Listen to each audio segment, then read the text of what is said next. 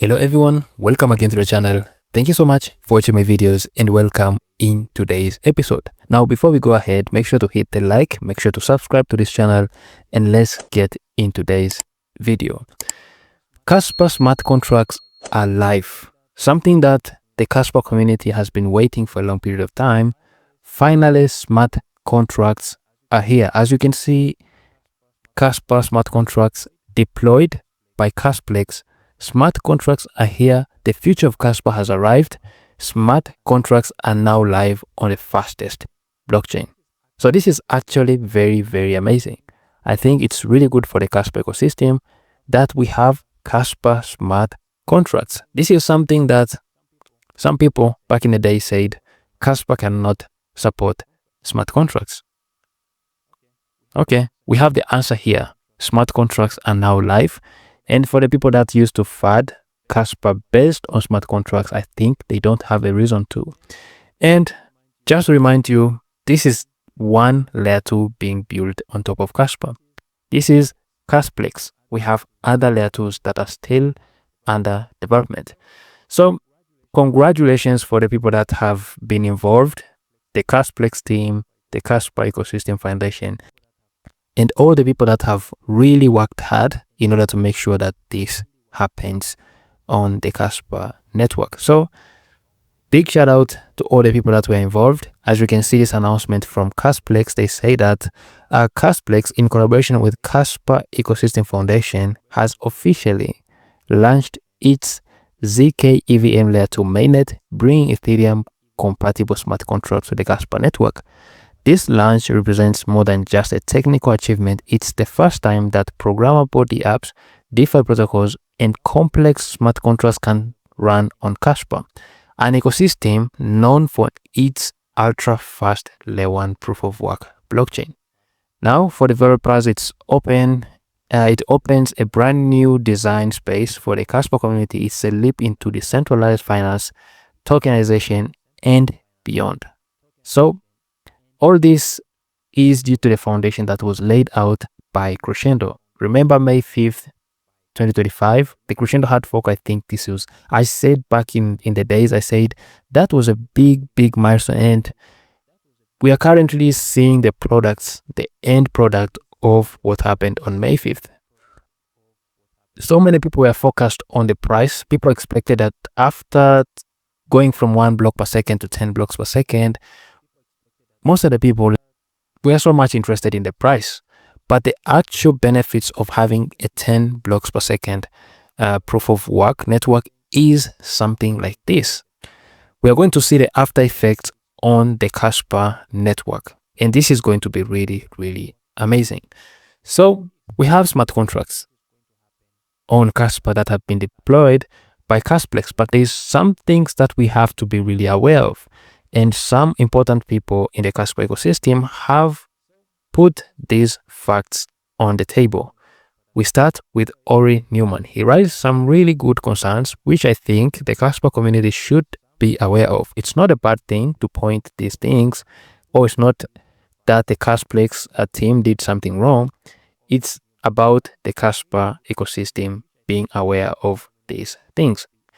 Congratulations to Kasplex for the upcoming launch tomorrow, which was yesterday. Now, Kaspa Smart Contracts are already live as I record this video. He also added, I wanted to share my 2 cents. Kasplex still didn't open source their project. Now, what this means is that there is a degree of centralization because they didn't open source their code base. And they have reasons why they did not do it, which they say that eventually it's going to be open source. So that is one thing that we have to really be aware of.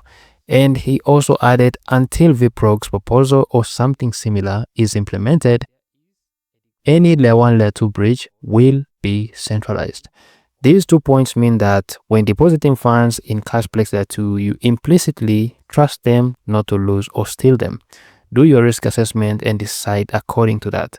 So we have a reply from Kaspado from Kasplex, which says, and he had to answer something about open source. He said, hi Ori, the open source point Kasplex will gradually open source the code. You are correct. At this stage, only a few components have been made publicly available and not the entire stack. This approach has been discussed and decided within the team. On the second point, I need to tag one for, I think he tagged Juni from Kaspa Ecosystem Foundation.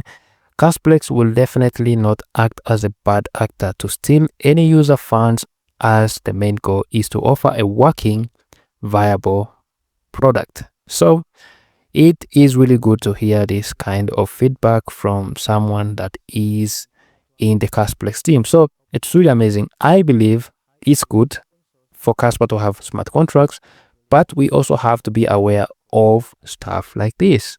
And it's really good to get reassurance from the team.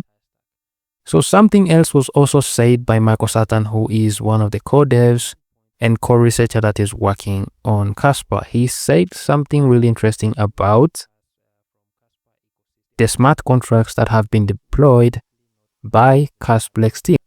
In order for this normal layer 2 operation to be decentralized, other than Kasp bridging, which must hold some form of trust as mentioned, its code base must be open source and independent validators must be able to run it as they wish. Remember, Kasplex, as they admitted or as they said, they did not open source the entire stack. So he added, I can respect the decision not to immediately open source something you worked on and hold significant IP, but the trade-off is clear. Until the layer 2 is fully open source, there is a degree of centralization, trust in anything it executes, and users should be fully aware. So he also continued to say, I admire Kasplex efforts to bring smart contracts to Kaspa as soon as possible. If I'm allowed to be somewhat cynical, I think tomorrow's launch is a win-win situation, which is already today. If the launch succeeds, it showcases Kaspa's speed, responsiveness, and immense throughput. If it somewhat stutters or has initial problems, they are not inherent to Kaspa and indicate nothing about the core technology and will be fixed in following iterations or perfected by other entities. I'm not naive and I'm aware that not everyone understands the differentiation between layers, but it's the simple truth and will eventually rise. So something that is really interesting, Kasplex team decided not to open source their entire stack. And as the Kasplex team, they're going to make it publicly available. But for now, they have to keep something not open source. So we have to respect their decision. But it is important for people to understand the trade-offs here. So apart from that, apart from an update or an opinion or thoughts on the smart contracts that have been deployed by Kasplex, he also provided an update about Dark Knight and vprogs. So he said, other R&D updates in short, Dark Knight being worked on by some decoders, initial implementation is already taking shape. Guys, initial implementation is already taking shape. So this is actually massive. We also have vprogs, not only a yellow paper, a Rust prototype is within progress. So we have Dark Knight, we also have vprogs that are being worked on at the same time. And as I can see here with what I'm seeing or with what I'm reading, the progress is actually good. So shout out to the Kasplex team, shout out to the whole Kaspa community that have been supportive of this project. But let's keep on supporting the people that are building on Kaspa. Let's keep on building on Kaspa. Let's keep on spreading the word about Kaspa. It is really important for people to point out some things that are really important. For example, the open source issue. That is really, really important. And the good thing about the Kaspa community, of course, we are so supportive, but if we see something that is not making sense or something that is not fully open, I think we have to point out some stuff so that people can really fix it and make it perfect. So we also have an update from Kaspa Eco Foundation. I think this is really, really interesting. They said announcing KEVM, a zkEVM bridge project. KEVM is developed by independent team in state mode for now, funded by Kaspa Ecosystem Foundation, aims to be the new Curve Finance as a cross-chain stables and asset swap in the near future. So meet Curve Bridge service at Kaspbridge. More information, So I think this is really interesting. There's a lot of more developments that are being funded by Kaspa Ecosystem Foundation, and I think they're actually good for the project. Let me know what you think about what is actually happening on the Kaspa ecosystem. So something to be really excited about is the smart contracts. I'm really excited about the Kaspa smart contracts because it is something that we wanted for a long period of time, and the first time they postponed it on 31st of August. Then we had some hints from Juni, who is one of the people from Kaspa Ecosystem Foundation. It was either 25th, 26th, or 27th, but finally we are seeing Kaspa smart contracts live on the Kaspa network. So let me know what you think about the Kaspa smart contracts and what they actually bring to the Kaspa ecosystem. And if you like this video, make sure to hit the like, make sure to subscribe, and see you in the next episode.